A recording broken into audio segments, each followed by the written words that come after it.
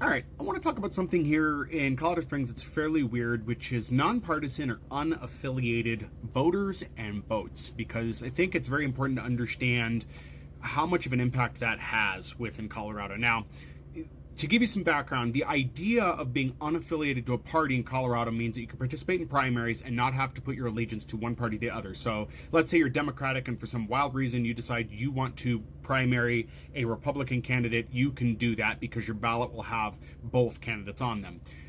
It's odd to me that it has to be that way. I think there's a better path forward, but without talking about that, the problem is that a lot of people, I think, got scared into becoming unaffiliated. I know when I was in my 20s, God, has it been that long since I've lived here? I did that because I was sold the notion of, well, what if you change your mind and you want to change your vote? And I think that the unaffiliated nonpartisan portion has become a problem, and I'm going to explain why, and more specifically why it's an issue within Colorado Springs. But first, we need to view some data and some numbers on some stuff, so stick around. All right, TikTok's not letting me resize myself, so I'm going to cover the camera real quick while still talking to you. Here is our demographic data for Colorado Springs. Specifically, we're going to look at race and ethnicity, and you can see population there. And you can see that the majority race here is white, which I think that's one reason why a lot of people like to tell me in my comments that this is a Republican stronghold. It's Republican layout. Okay, well, no, just because somebody's white doesn't mean they're Republican. But let's look into some other data. These all come from Ballotpedia, by the way. All right, and here is, as of 8/4/2025, registered voters in El Paso County. This comes from the clerk and recorder. So I'll let you read those numbers there, and you can pause to read that and keep those in mind.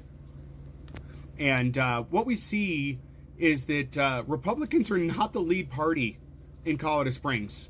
They are not. That would be the unaffiliated vote with 51%. Which this list is ordered here. This list is ordered by party designation. Unaffiliated, as you can see, it takes up 51%. So no, Republicans don't lead. Republicans do have a lead over a Democratic Party, but again, there is this phenomenon of lying with statistics that Republicans love to use. So I don't think we're a conservative stronghold. I think that a lot of people got duped into doing the unaffiliated portion. I'm considering changing my registration to Democratic. The reason being is there isn't really a reality where I'm going to vote for Republican, right?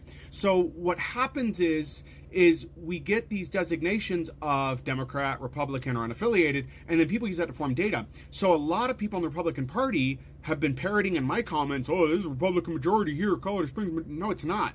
It's an unaffiliated majority. Unaffiliated. But there's a lot of data that points to some stuff, and I'll give reasons why people might vote or list themselves unaffiliated. But here, I have another problem with the unaffiliated nonpartisan portion, and I'll show you.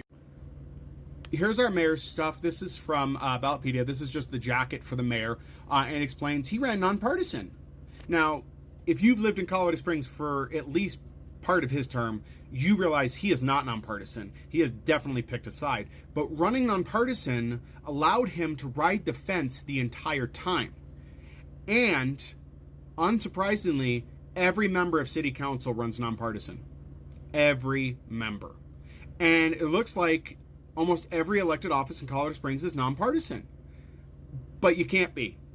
And I think that nonpartisan, unaffiliated is being used to mask the values that a lot of these candidates have. Because if they have to run Republican, they know they're going to alienate the Democratic voters. This is why Mobilati made it in. He could pretend to be Democratic, but not have to say it. Are you Democrat? No, I'm nonpartisan. I don't pick a side. But he did pick a side. And while he was saying he wasn't picking sides, he ran on a platform that seemed very ambiguous and fooled a lot of people. And so we thought, hey, this seems good. He seems very democratic. When he wasn't, because being nonpartisan often allows these people to avoid being pressed on actual issues.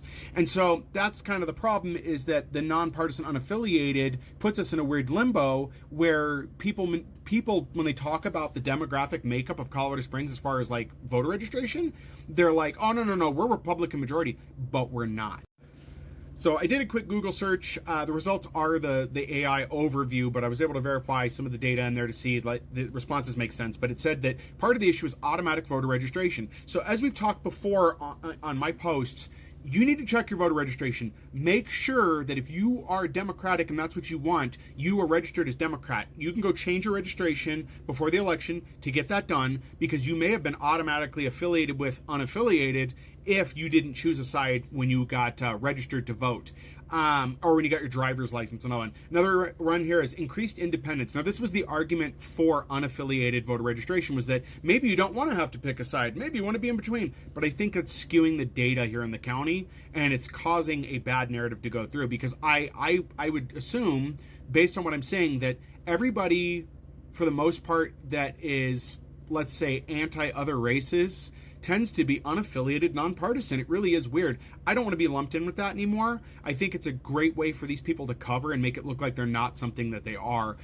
So I don't buy the increased independence. I can be fully independent about who I vote for. Yes, I may not receive a Republican ballot, but if that's how we're doing it, then maybe we need to visit how we're doing ballots and maybe just let everybody have a ballot with all of the candidates on there, instead of having people have to choose unaffiliated, or say, if you register as Democrat, you only get to vote for the Democratic Party. That seems like a really bonehead answer. And that was the reason why they went with unaffiliated. They're like, this is such a problem. People are complaining, hey, I'm Democrat, but I want to vote Republican, or I'm Republican, I want to vote for Democrat. And it was like, but you're a Democrat, you only get a Democratic ballot. Give people a ballot with both.